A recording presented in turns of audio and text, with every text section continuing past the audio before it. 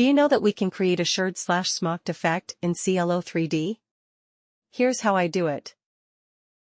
Press S on your keyboard to create a rectangle. Set the width and length as desired.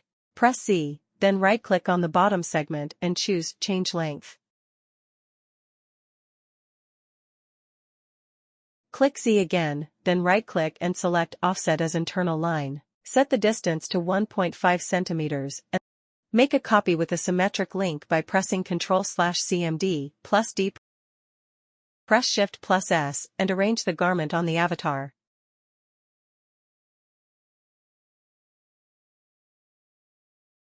Click Segment Sewing to sew the segments together. Simulate by pressing space on your keyboard. Select all the garment pieces. Go to the Property Editor, enable Elastic, and set the ratio as desired. Set your particle distance to 5 for a more realistic look.